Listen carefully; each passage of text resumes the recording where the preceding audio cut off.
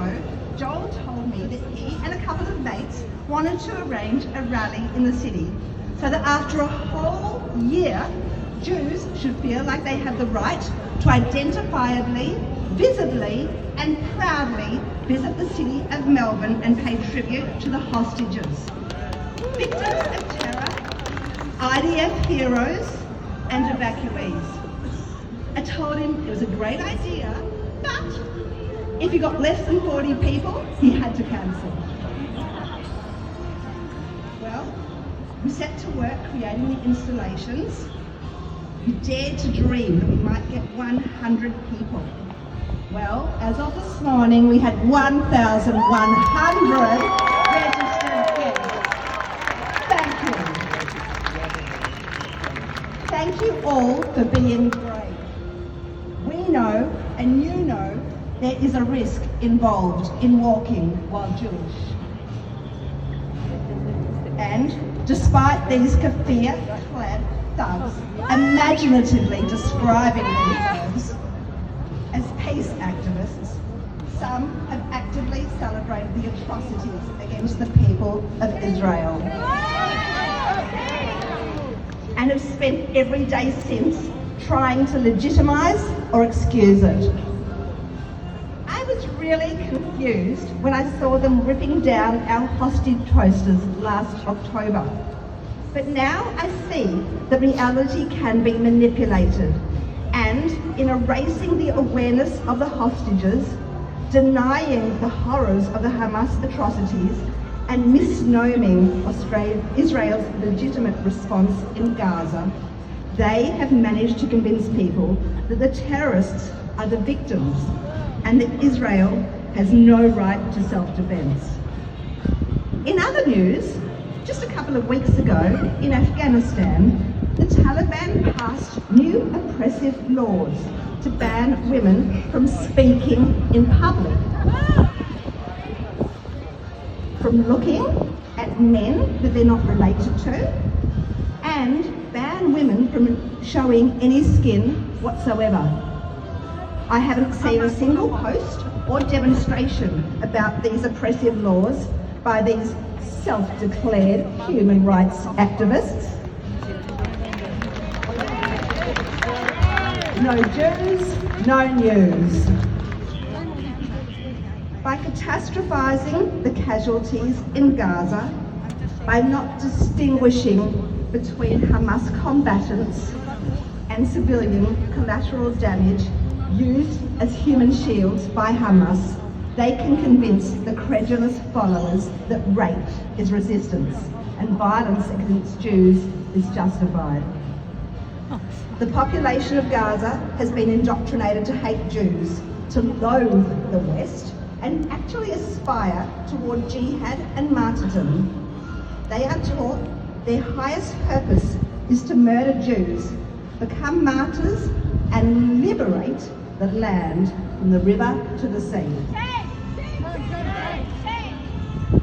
And in the universities, the same countries that fund and support Hamas and Hezbollah are donating hundreds of millions of dollars to the Ivy Leagues in the US and the Sandstones in Australia. Yes, Qatar, Iran, Turkey have donated huge funding to influence our curriculums, ideologies, and politics of our venerable tertiary institutions. They spread hatred and contempt for the West and for Israel. These encampments and violent harassment of Jews, Zionists, was not organic. Everything has been orchestrated and planned to poison young minds against their democratic homelands that they are taught to hate, to sow division and demonise Israel, and by extension, Jews. The most disturbing fact is that the universities are under no obligation to report foreign donations. There is no transparency, and the minds of our students can be bought by unknown foreign benefactors. So, this moral vacuum has incubated what we are now living with, our new normal. to be harassed, demonised and threatened by both the morons on the streets and the academics in our universities. This inability of our leaders to recognise and address evil ideology. We wanted to believe when we issued 18,000 work permits to Gazans to work on high-paying jobs in Israel, that economic prosperity would normalise their life expectations, that they would want peace. Instead, 2,000 Hamas terrorists and another 1,000 random opportunistic Gazans infiltrated Israel by land, air and sea to commit the most heinous and brutal mutilations and massacres of our people. The most barbaric, savage, murdering, unspeakable acts of torture and abuse. And they took 251 hostages to Gaza. I have met a returned hostage when we were volunteering in Israel in April. Shoshan Haran, aged 67, was taken hostage together with her daughter and son-in-law and two granddaughters, aged 3 and 8. The remains of her husband were found in the charred remains of their home in Kibbutz Be'eri.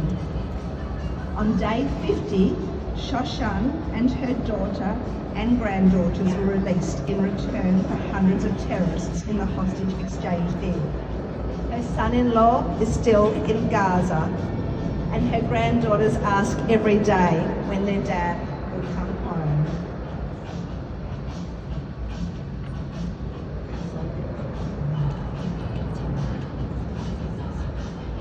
The world has all but forgotten our hostages.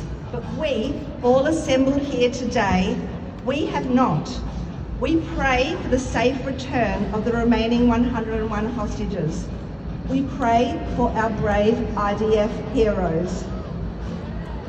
We remember the 100,000 still evacuated from their homes in the north and the south. So, as we cling to hopes for our hostages, we say, bring them home now! Bring